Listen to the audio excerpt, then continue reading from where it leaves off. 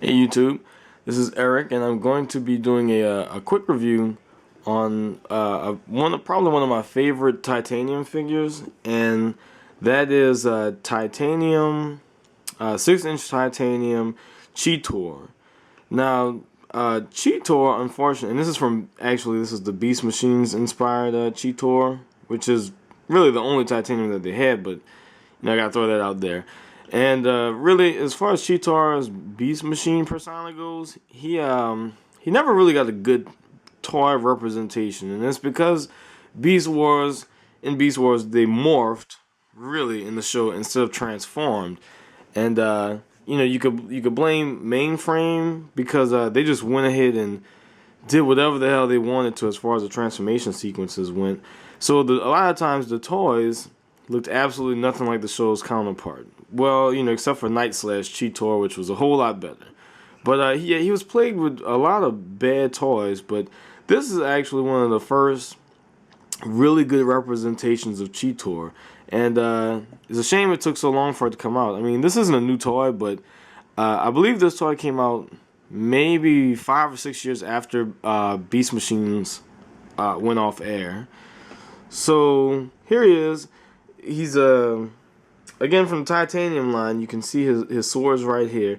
But the thing about the titanium line was that they did not know how to blend metal parts with plastic. However, they seemed to get the hang of it when it came to Cheetor because nothing's loose. He feels really sturdy. There's a lot of metal in him. I mean, this guy has some nice weight to him. And most of the metal parts are in the chest, this back part, possibly in the legs. I know the shoulders are. And you could just feel it because he's heavy and he's pretty cold. The transformation is really simple, but before I get to the transformation, I want to get to a size comparison, and just for a quick reference, he's about the same size as animated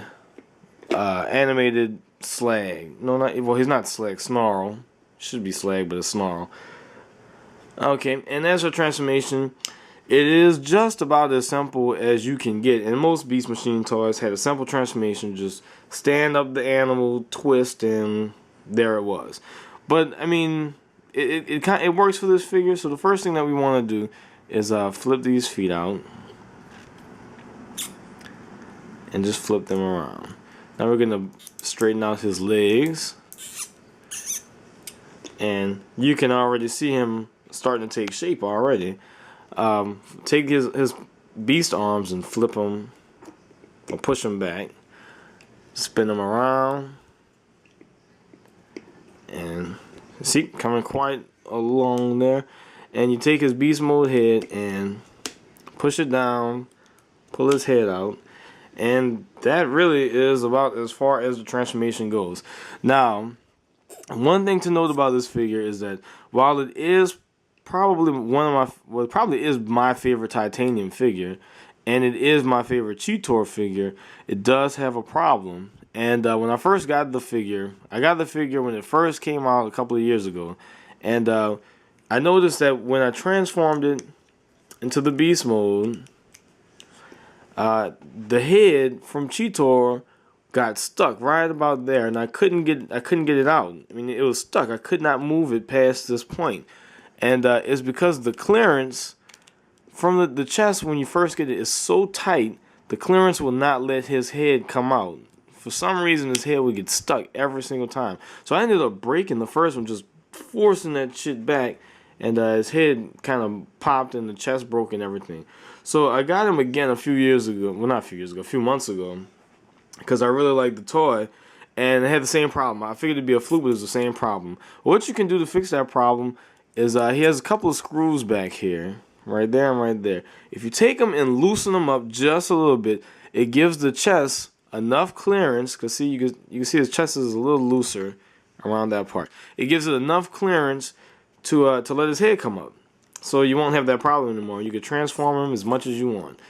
So it is a good figure. It doesn't have the best articulation. I mean, he can move his legs like this, bend his knee. Arms move around. The only thing is when you move this arm forward. So does his beast mode leg. I wish you could bend it a little bit more, but it's kind of stuck like that. Head turns around. And one unfortunate thing, he does have waist rotation too. An unfortunate thing is that his tail cannot bend up. I mean, it's stuck just like that. I don't know why, but not too big a fan of that. He does have his little blades, which come off his legs and fit really nice in his hand. And he does make a pretty good display piece, but don't expect to get him in any dynamic poses. He also comes with his little stand, little titanium stand, and you know he won't get any great poses or anything like that, but this is probably the best representation of Beast Machines Cheetor. I mean, the face is spot on. I mean, that is exactly how he looked. He's pretty broad and muscular and not skinny like the other Beast Machines Cheetors. His legs do have that bend in it, but he stands very well. I mean, he'll stand. The other ones, you know, the other Beast Machine Cheetors will just fall over, but I mean, he stands really well.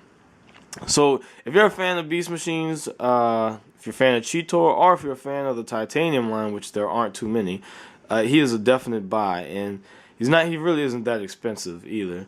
So I do recommend this toy. I really like him. Again, Cheetor was not my favorite character, but he was a good one, and yeah, I can't recommend this figure enough. Don't expect to get any dynamic poses, but he makes a pretty good display piece for a Cheetor fan. All right, you guys, peace.